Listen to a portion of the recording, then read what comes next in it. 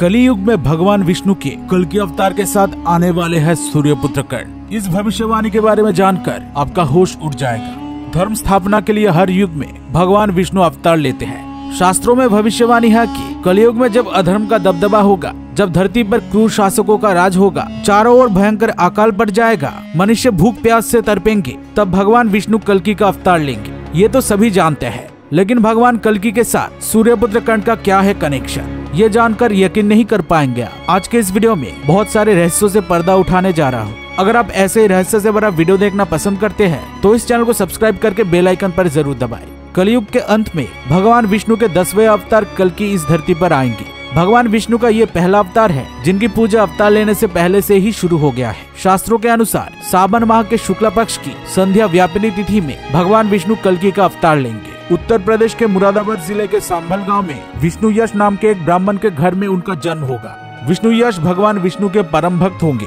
वो हर शास्त्रों के महान पंडित होंगे।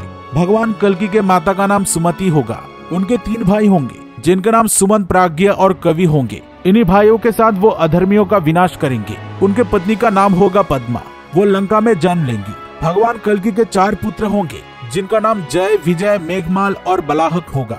उनके पास एक सफेद घोड़ा होगा जिसका नाम देवदत्त होगा। इस घोड़े पर सवार होकर हाथ में तलवार लेकर भगवान कल्कि अधर्मियों का विनाश करके धर्म की स्थापना करेंगे और इस धरती पर फिर से सतयुग ले आएंगे। शास्त्रों में भगवान परशुराम को चिरंजीवी माना गया है, इसलिए आज भी वो जीवित है। वो महेंद्र पर्वत पर महादेव के तपस्या में लीन है। जब भगवान विष्णु कल्कि के रूप में जन्म लेंगे तब वो भगवान परशुराम से ही सारे शस्त्र और शास्त्रों का ज्ञान प्राप्त करेंगे। जब उनकी शिक्षा समाप्त होगी तब वो अधर्मियों का विनाश करने के लिए निकल पड़ेंगे। कलियुग में पूरी धरती पर कली पुरुष का राज होगा। भगवान विष्णु अपने कल्कि अवतार में इस कली पुरुष के विरुद्ध युद्ध लड़ेंगे। पापी इंसान इस युद्ध में कली पुरुष का साथ देंगे, क्योंकि कलियुग के अंत में धर्म पूरी तरह नष्ट हो जाएगा।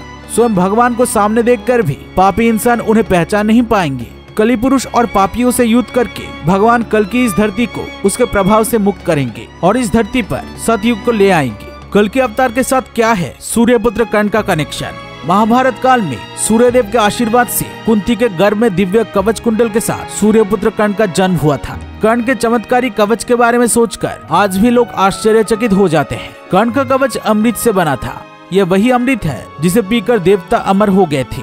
इसलिए कर्ण के कवच को किसी भी अस्त्र से भेदा नहीं जा सकता था। सूर्यदेव को अपने माता अदिति से एक दिव्य कुंडल मिला था जिसे वो कर्ण को दिए थे। कवच और कुंडल एक साथ मिलकर हमेशा कर्ण की रक्षा करता था, इसलिए कोई भी अस्त्र कर्ण को छू भी नहीं सकता था। यही कारण था कि जब तक उनके पास दिव्य कवच और कुंडल थे तब तक किसी भी अस्त्र से उनका वध नहीं किया जा सकता था। महाभारत काल में इंद्रदेव के पुत्र अर्जुन और कर्ण में घोर दुश्मनी थी। वो एक दूसरे का वध करना चाहते थे। अर्जुन के पिता देवराज इंद्र कर्ण के दिव्य कवच और कुंडल के बारे में सोचकर बहुत चिंता में पड़ गए थे। वो जानते थे अगर कर्ण के पास अपना दिव्य कवच और कुंडल होगा तो अर्जुन कभी भी कर्ण का वध नहीं कर पाएंगे। इसलिए देवराज इंद्र एक ब्राह्मण का वेश बनाकर कर्ण के सामने जाते हैं और दान में उनका कवच और कुंडल मांग लेते हैं। कर्ण इतने बड़े दानवीर थे कि वो हंसते हुए इंद्र को अपना कवच और कुंडल दान कर देते हैं। इसके बाद कर्ण के कवच को लेकर जब इंद्रदेव स्वर्ग की ओर जा रहे थे तब एक आकाशवाणी सुनाई दी। आकाशवाणी ने इंद्रदेव से कहा, देवराज,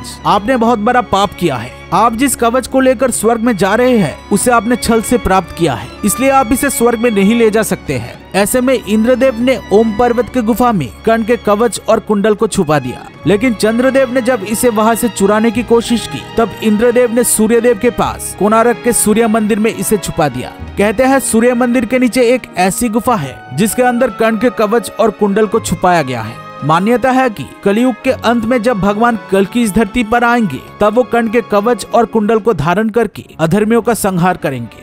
दोस्तों, कल्कि अवतार के बारे में तो आप जान चुके हैं, लेकिन क्या आप जानते हैं कलियुग में कर्ण का भी अवतार हो चुका है। एक लोक कथा के अनुसार भगवान श्री कृष्ण ने कर्ण को वरदान दिया था कि वो कलियुग में फिर से जन्म लेकर मानवता की सेवा करेंगे, जिसके कारण उनकी पूजा की जाएगी। कलियुग में महू नाम के एक गाँव में कर्ण का जन्म हुआ था। यह एक राजा बनकर उन्होंने हमेशा जरूरतमंदों की सहायता की, इसलिए आज भी इस गांव में महूनाग के नाम से कर्ण की पूजा होती है। इस गांव में चांदी से बना कर्ण की एक मंदिर है। यह श्यामसेन नाम के एक राजा हुआ करते थे। एक बार मुगलों ने यहाँ पर आक्रमण करने की कोशिश की थी, लेकिन वो इसमें कामयाब नहीं हुए। राजा श्यामसेन दानवीर कर्ण के भक्त थे। उन्हें विश्वास था कि सूर्यपुत्र कर्ण ने ही मुगलों से उनके राज्य की रक्षा की थी, इसलिए 1664 में उन्होंने इस मंदिर का निर्माण किया था। इस मंदिर में चांदी से बनी कर्ण की एक मूर्ति भी है। दोस्तों, आपको क्या लगता है, क्या सच में कलयुग में कर्ण का जन्म हुआ है? कमेंट करके जरूर बताना, और वीडियो पसंद आई हो तो चैनल को सब्सक्राइब जरूर करना।